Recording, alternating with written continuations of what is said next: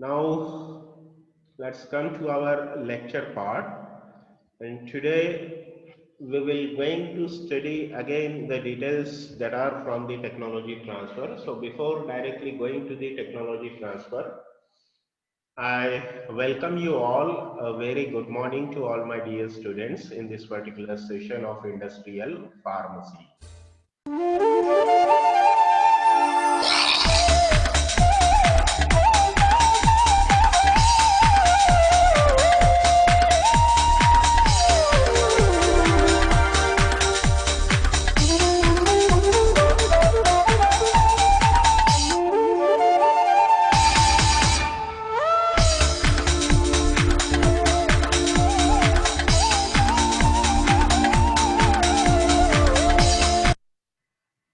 So dear student, we are on to the technology development and transfer.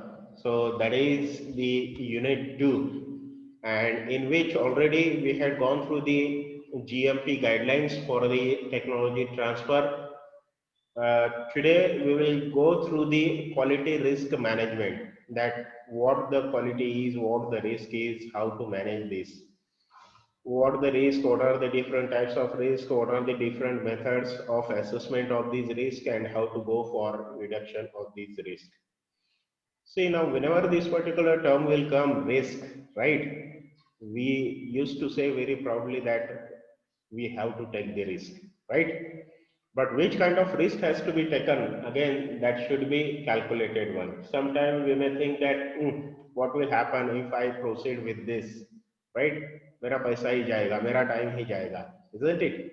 So as far as money and time is concerned, it's okay. But when it will come to the pharmaceutical product, or when it will come to the health of an individual, one cannot go for taking any kind of risk of others' health, and one should not take, right? So that is what is the punchline as far as the beginning of this lecture is concerned. Now, the content related with this quality risk management, it involves the what the meaning of risk, or what is the risk. Then what are the different principles by which we can go for managing these risks? What are the processes by which we can manage the risk? How we can go for assessing the risk, that is the risk assessment. Once the risk has been assessed, how we can go for controlling the risk. If we go for controlling the risk, how we can go for communicating the particular risk. Then we have to go for reviewing the process of risk, managing the methodology that is involved in the risk, and how to integrate the quality risk management into industry and regulatory operations. Right? So all these are the different contents, and our discussion, our lecture, that will revolves around all these. So that is our interest. Now let's come to know that what particular risk is. Now when we are talking about the risk, when we are going for defining it as far as the dictionary meaning is concerned, the meaning is, for any kind of risk, there is a possibility of loss or any kind of injury, isn't it? Let's say, for example, if we are working with a machinery, right? The functioning of machinery may lead to the development of certain kinds of risk, right? So that may lead to the loss, that may lead to the injury, right? Say from minor cuts to that of the affecting the particular part of our body completely. It is not only related with the individual, it is also related with the machinery, it is also related with the product, it is also related with the process, it is also related with the company, it is also related with the wrapper of the farm, isn't it? So whatever it will be, whenever there is a risk, one should go for reduction of all these risks. So the dictionary meaning says that the possibility of loss or injury, a dangerous element or a factor. whatever it will be. It might be a factor. It might be a factor in the sense, say that if we are going for manufacturing a tablet, if we want to change a particular excipient, let us say for example, if we are changing a particular disintegrant, now the change of this disintegrant, how it will ultimately affect the quality of the product, and if it will affect the quality of the product, then what will be its uh, result in biological system when the patient is consuming that particular tablet, right? So that is the particular factor associated with that. So that might be element, that might be factor, and risk that always leads to that of the any kind of loss. That might be major to minor, that might be partial to complete to full. What is the risk? In simple words, the risk is a potential undesirable output. The one which is not desirable, that always called as a risk. Now the risk that is explained, and there are guidelines as per Q9, that is the ICH Q9. It deals with that of the ICH guidelines associated with that of the risk. Now, the combination of the probability of occurrence of harm. Now, what is the harm? Harm is the any kind of undesired effect, and the severity of that harm. Harm had been happened. Harm is nothing but the undesired effect, right? So, for example, changing in the disintegrant, that will lead to the affecting the process of disintegration. But what is the degree of affecting the process of disintegration, right? Whether it will lead to minor effect or it will lead to complete change in the process of disintegration, or the disintegration process not at all that are going to be occurring. So that is in terms of the severity of that harm. The Q9 that is associated with the risk for the patients. Now, when we are talking about the risk, that risk might be uncertainty, that risk might be hazard, and that risk might be harm. So, what is the harm? Harm that is always related with that of the damage to the health, including the damage that can occur from loss of product quality and availability. The availability of the product, let's say for example, there is a transportation. During transportation, there is a accident to the vehicle, or the vehicle that will get collapsed, right? So that will lead to the damage, that will lead to the harm, right? So that may not be possible, or it may not be possible to make available the product. Incorporation of say paragens in case of the parenterals, so that will totally affecting the quality of the parenterals. Hazard, the potential source of the harm. Hazard, whenever this hazard will come, always when we are discussing any kind of hazards or risk, always the Bhopal gas tragedy that will comes in our mind, isn't it? See, it was the hazard because of the leakage of the gas. So that was the risk, but that risk had its effect, had its severity, that it had totally leads to the loss of several thousands of people. The unit has to completely shut down. The company has to pay compensation to all these victims, right? So whatever may be the nature of the risk, whenever there is a risk, always one should take it very, very seriously. Whether it will be minor or whether it will be a major one. Even a minor leakage of the gas, that will lead to that of the very damaging and legal effects. Uncertainty, the inability to determine, or the ambiguity in the true state of a system caused by a combination of variability and incomplete knowledge. The incomplete knowledge of anything.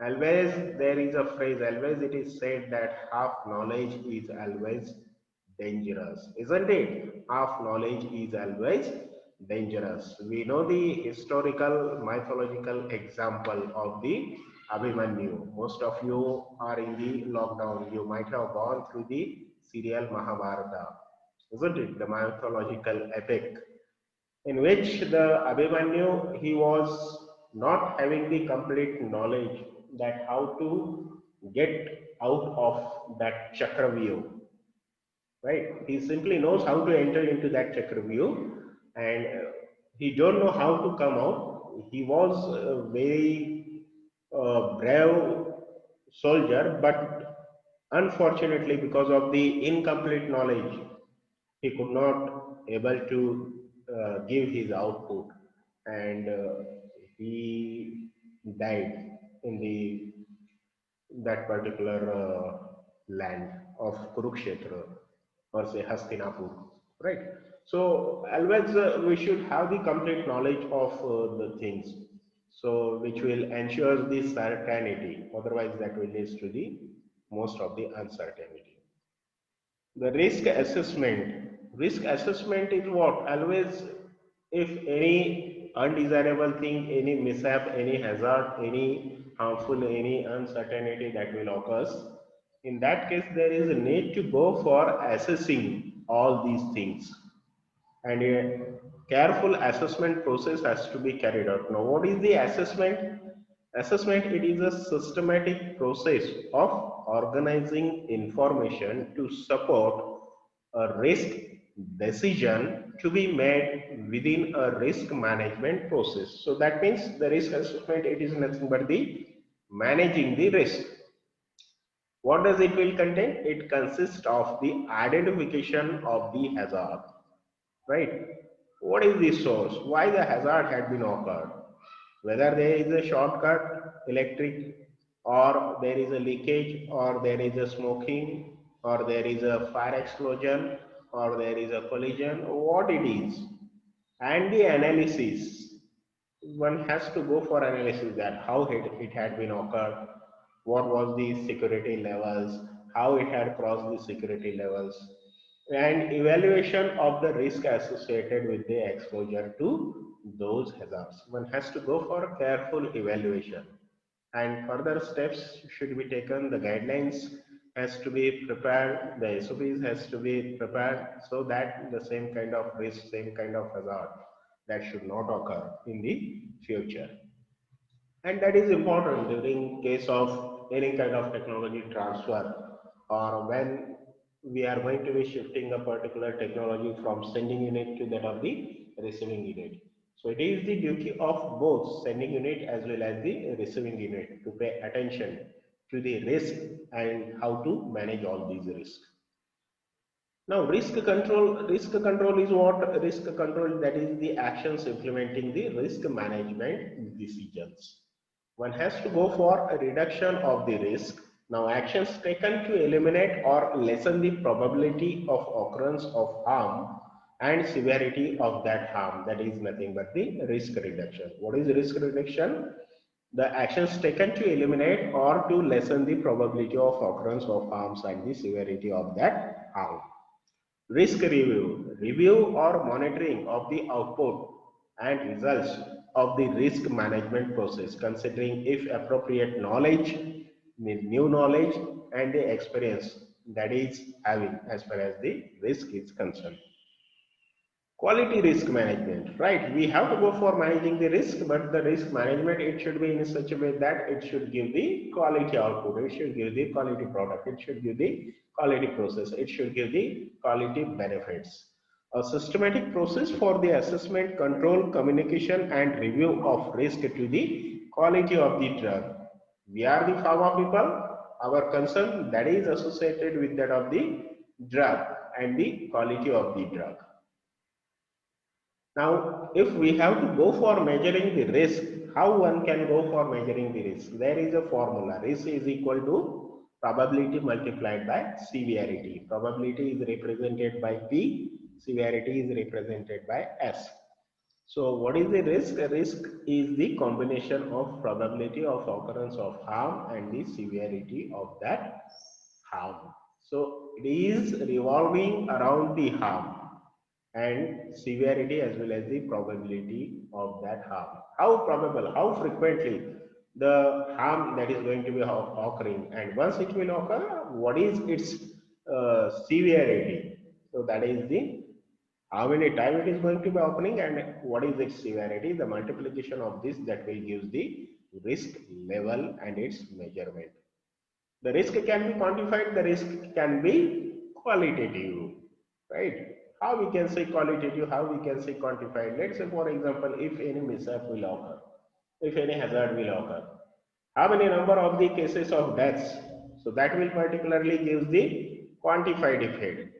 So that means for measuring the risk in quantitative term.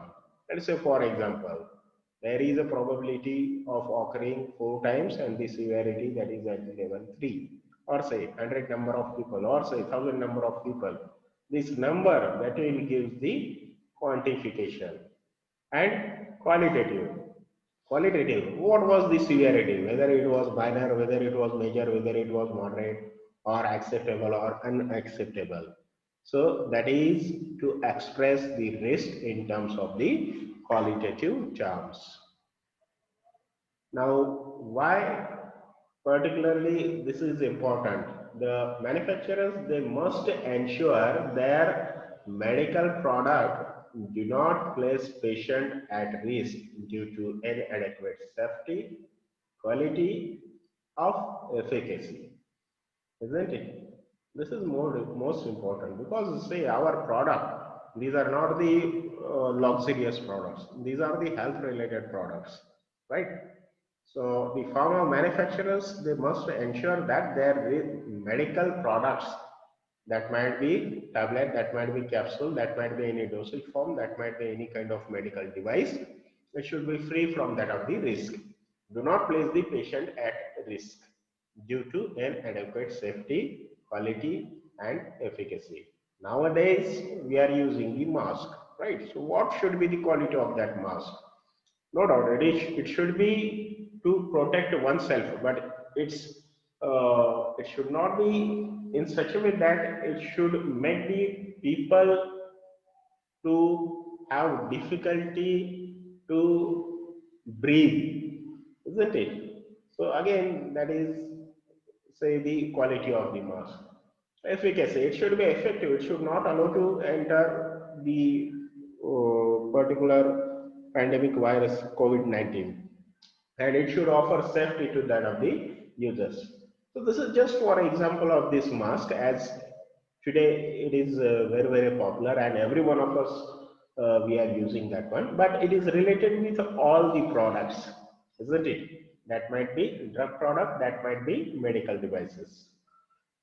Now let's say, for example, what will be the result of ultimately this? The result that is leading to recall every year so many products from the market.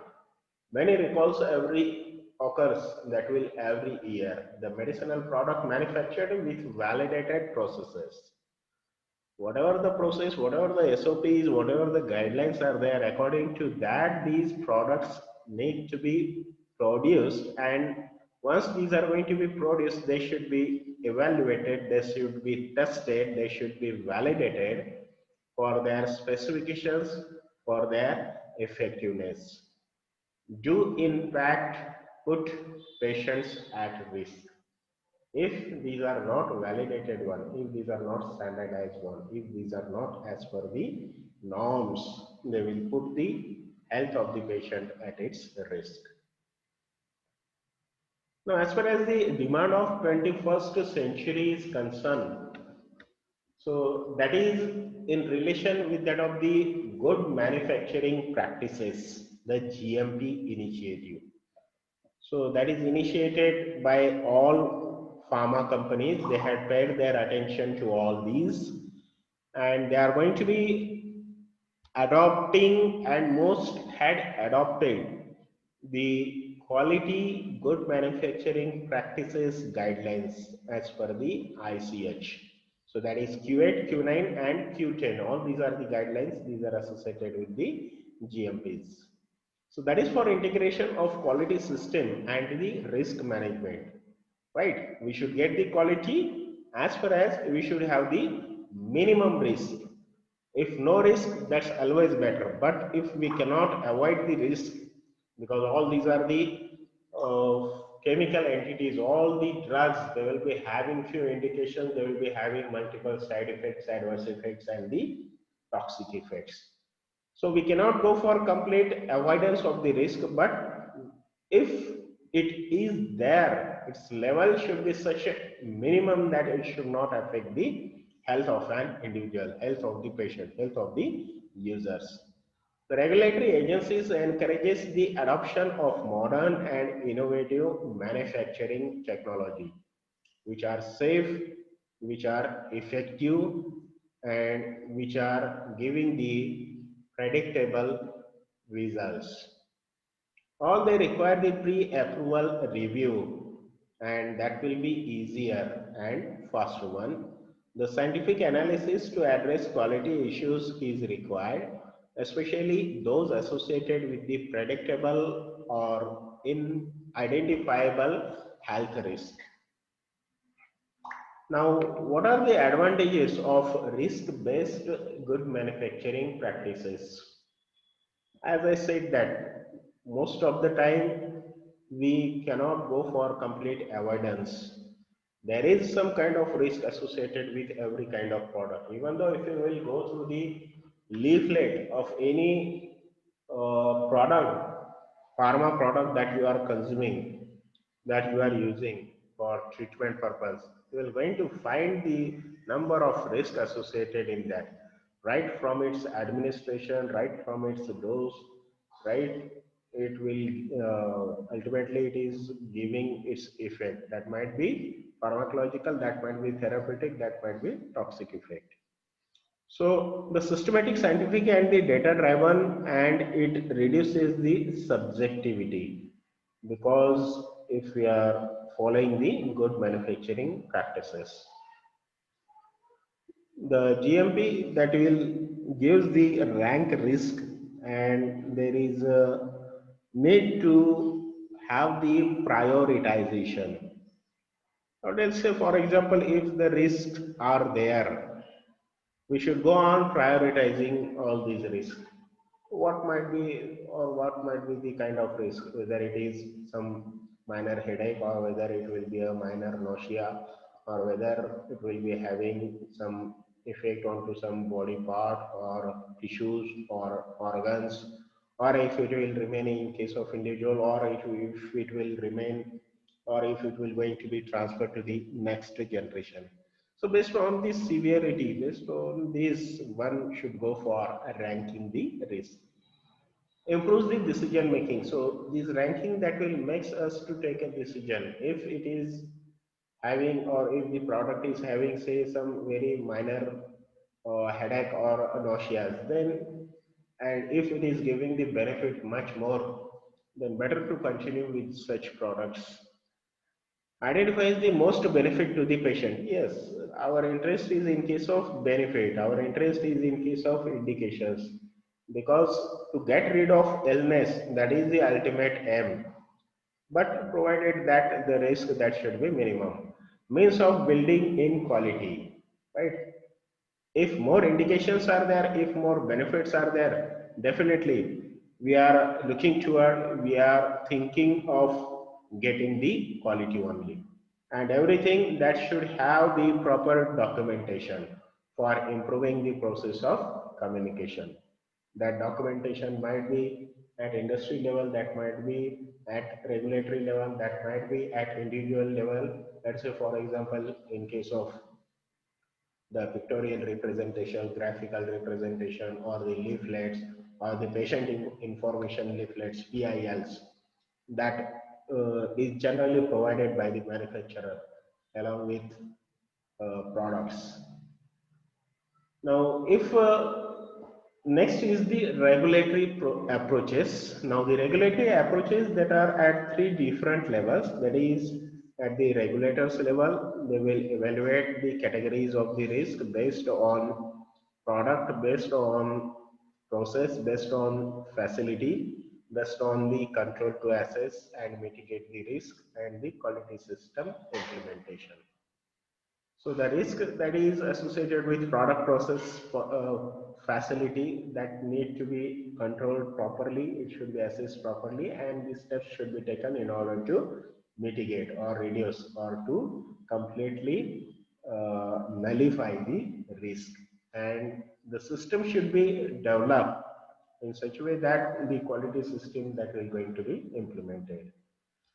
Second is at regulator level. So regulator, they will determine the risk category accordingly. Like say the post approval changes, as we saw in case of the SUPAC, scale-up post approval changes and GMP inspections. That is during manufacturing, in order to give approval, and once the approval has been given, after the release of the product into the market. That is the post approval change reviews. The third approach, that is at the result level. So we need to remove the barriers to the continuous development in order to get the results by modifying the processes, by modifying the dosages, or by modifying the technology, or to implement the new technology which is more effective, safe and efficacious. Efficient use of the available all the resources, the technology and the information technology. Now, what's in a name, isn't it? Generally there is, but everything is there in a name. Many of us do risk assessment and risk management without calling it this. What's in a risk or what's in a name? Who is involved in the process of assessment, who is involved in the process of management? Ultimately, he or she is the responsible person to that one. So warehouse temperature mapping is a form of risk assessment. What we should go for everything, we should go from right from receiving the product till its dispatch in the form of the final dosage form. So warehouse temperature mapping, again, this is most important because the product that may subject to that of the stability issues if the temperature is altered, if the temperature is changed, and that ultimately leads to the quality of the product, and it may leads to the risk. Assessment in the change control is a risk management. Validation master plan is a form of risk management, and audit self-inspection program. All these are the risk management. So at all these levels, there is a need to go for managing the risk, and one should try to avoid all these risks at all these levels. Risk assessment. Risk assessment is what? It is the process of identifying the harm or hazards and evaluating the potential consequences of those harm. The assessment process must answer by asking few questions for the enlisted like this. Let's say if any kind of risk had happened, what might go wrong, isn't it? Which will lead to the occurrence of the risk. What is the probability it will go wrong? How it had been occur? How frequently it will occur? What are the consequences for the product quality? If risk is there or if the process risks are there, how it will affect the quality of the product? Because ultimately product that is going in the hands of the patients. Will the failure be detected and how? If any risk had occurred, how one had failed to achieve this, and how it will be detected, the failure. It identifies the opportunities to do the things better. If we will go for asking all these questions, and the answer to all these questions, that will ultimately lead to get the quality and to do the things in a better way, in a better fashion. The decision to accept an opportunity is generally based on an analysis of the cost and benefit.